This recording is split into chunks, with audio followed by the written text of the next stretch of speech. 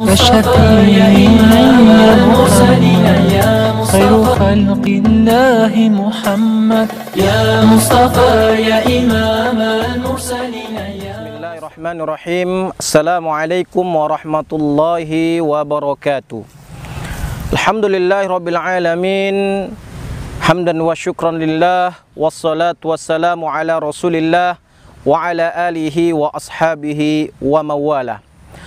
Pemirsa yang dimuliakan Allah Subhanahu wa taala, dalam sebuah ayat Allah Subhanahu wa taala berfirman, A'udzubillahi minasyaitonir rajim. Kullu nafsin dha'iqatul maut. Setiap yang bernafas, setiap yang memiliki nyawa pasti akan merasakan kematian. Kalau kita merenungkan ayat ini mengingatkan kita bahwasanya ajal, kematian kita itu adalah sebuah kepastian yang di antara manusia tidak ada yang akan mampu untuk menghindarinya. Sekuat apapun manusia tersebut, sekaya apapun harta yang ia miliki, akan tetapi ketika kematian sudah ditetapkan untuk menjemput dirinya, maka dia tidak akan mampu untuk menghindari kematian tersebut. Pemirsa yang budiman, yang menjadi sebuah pertanyaan besar bukanlah kapan kematian tersebut akan menjemput kita semua, akan tapi yang menjadi sebuah pertanyaan yang layak kita pertanyakan dalam diri kita, sejauh mana persiapan kita untuk menghadapi kepastian kematian tersebut. Apakah kita sampai saat ini benar-benar sudah mempersiapkan diri dengan sebaik mungkin, sudah memiliki bekal yang baik untuk menghadapi kematian tersebut, ataukah sebaliknya sampai saat ini kita masih berada dalam kelalaian?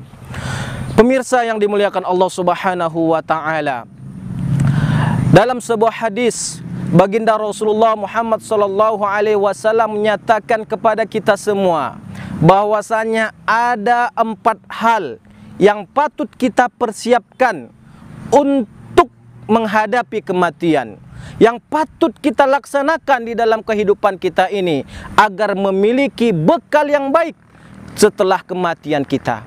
Apa 4 hal tersebut?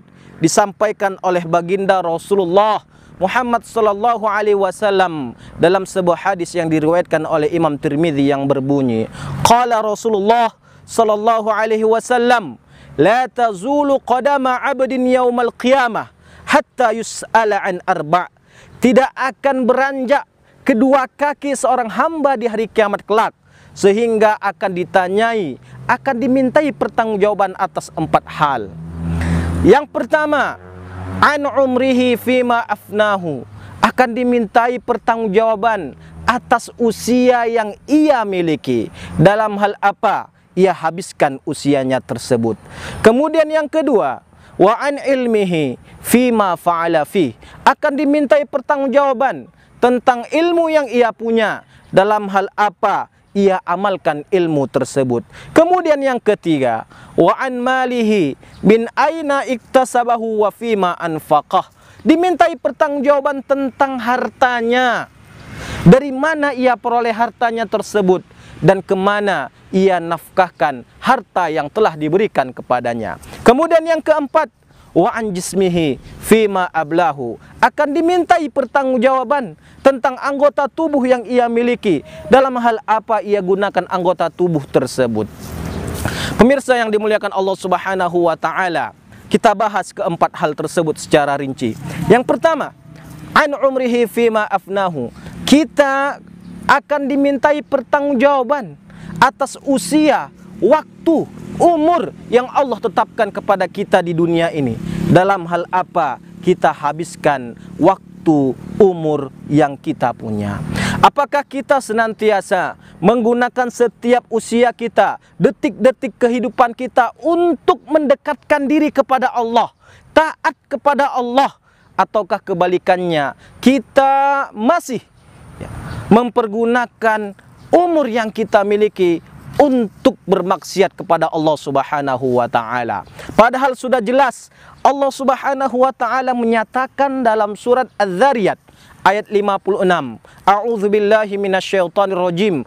Wa ma khalaqtul jinna wal insa illa liya'budun. Tidaklah aku ciptakan jin dan manusia melainkan hanya untuk menyembahku, kata Allah Subhanahu wa taala.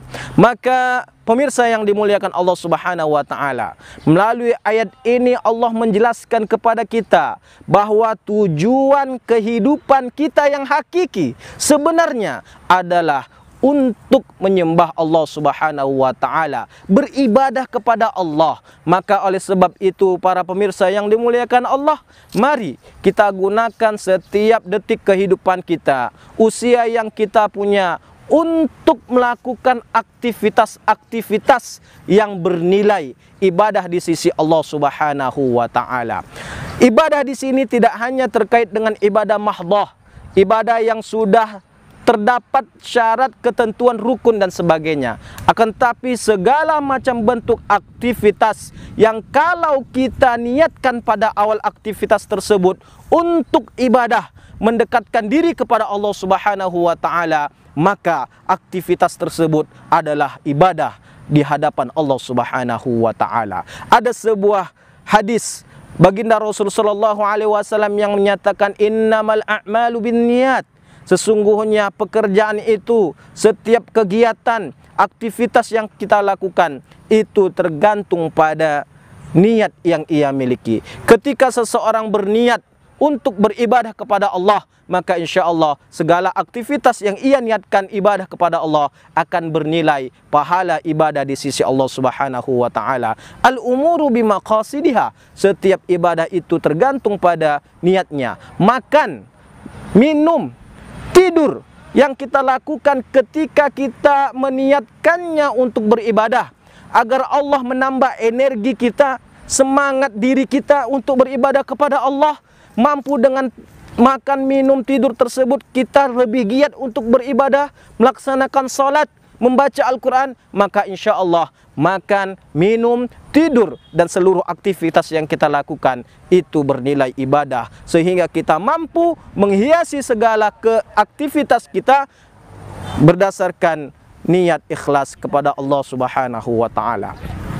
Maka para pemirsa yang dimuliakan Allah Subhanahu wa taala, ketika kita mampu memanage niat kita atas seluruh aktivitas untuk beribadah kepada Allah, maka insya Allah kita akan termasuk golongan orang-orang yang beruntung, sebagaimana dinyatakan Allah Subhanahu wa taala dalam surat Al-Asr. A'udzubillahi minasyaitonir rajim. Wal 'asri, demi masa, innal insana lafi khusr. Sesungguhnya manusia benar-benar berada di dalam kerugian. Illal ladzina amanu, kecuali orang yang beriman, wa amilus salihat, dan senantiasa melakukan amal-amal saleh. Wa tawassaw bil haq, saling nasihat menasihati untuk kebenaran. Wa tawassaw bis sabar, dan saling nasihat menasihati untuk menetapi kesabaran. Para pemirsa yang dimuliakan Allah Subhanahu wa taala, itu yang pertama. Kemudian yang kedua yang akan dimintai pertanggungjawaban dari setiap manusia adalah an ilmihi fima fa'ala fih, tentang ilmu yang ia punya. Dalam hal apa ia amalkan ilmu tersebut? Apakah ia mengamalkan ilmu tersebut untuk memberikan manfaat kepada orang lain, kepada dirinya, kepada bangsa, ataukah kebalikannya? Ilmu yang ia punya itu ia gunakan untuk berbuat kerusakan di muka bumi Allah Subhanahu wa taala. Para pemirsa yang budiman, sesungguhnya ilmu yang berkah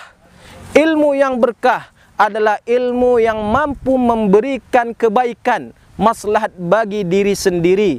Ilmu yang berkah adalah ilmu yang memberikan manfaat kepada orang lain, manfaat kepada agama, manfaat kepada negara. Dan ilmu yang berkah adalah ilmu yang mampu menghantarkannya menuju ridha Allah Subhanahu wa taala. Oleh sebab itu, para pemirsa yang dimuliakan Allah, agama Islam senantiasa memerintahkan kita untuk menuntut ilmu.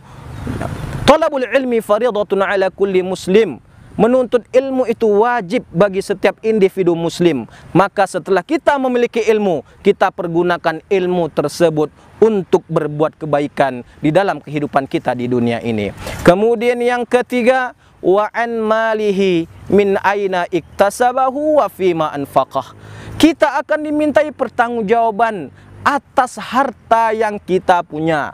Nah, khusus pada harta ini akan dimintai pertanggungjawaban dari dua hal. Yang pertama, min aina iktasabahu, dari mana kita peroleh harta tersebut.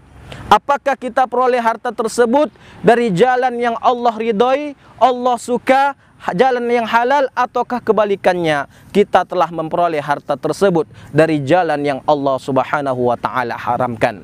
Kemudian yang kedua dari harta, wa fima anfaqah, kemana kita salurkan harta yang kita punya? Apakah kita pergunakan harta itu untuk hanya sekedar berpoya-poya, senang-senang belaka? Kita salurkan harta tersebut untuk hal-hal yang diharamkan Allah, ataukah kebalikannya, kita sudah menggunakan setiap harta yang kita punya untuk taat kepada Allah Subhanahu wa taala.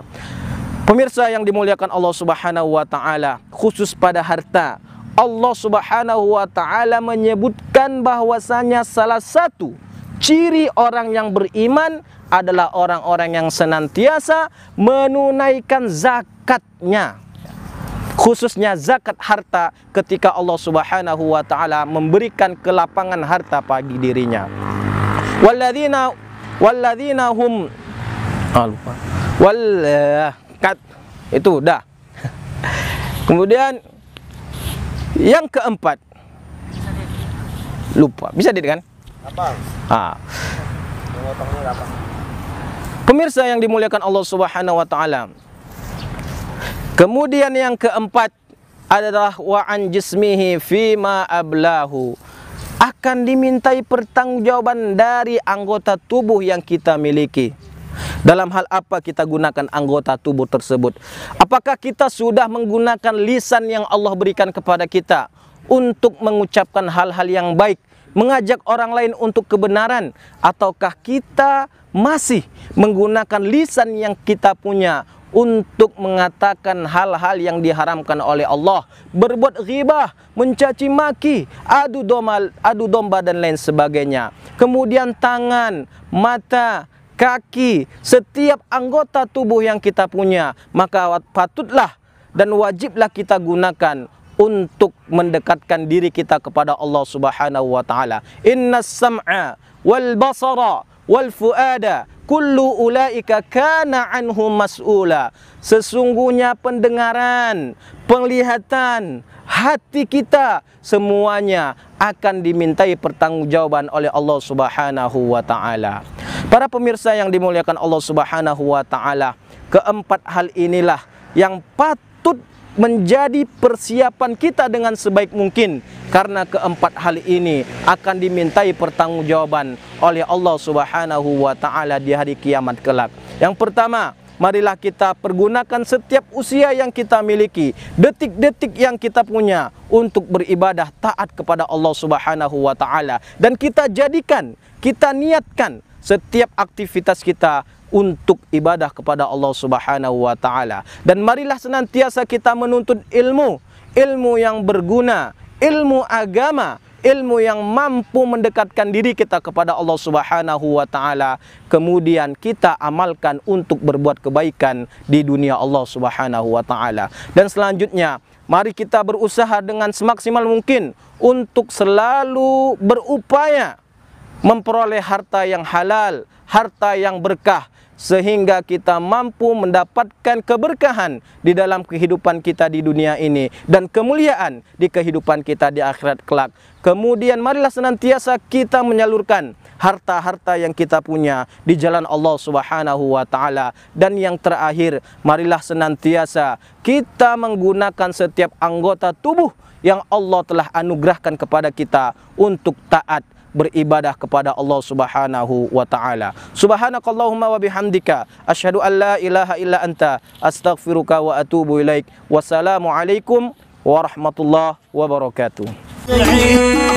راح وكل شي ناسين، أجامل مرة مرتين أدور معك وكل زين، حتى المستحن شال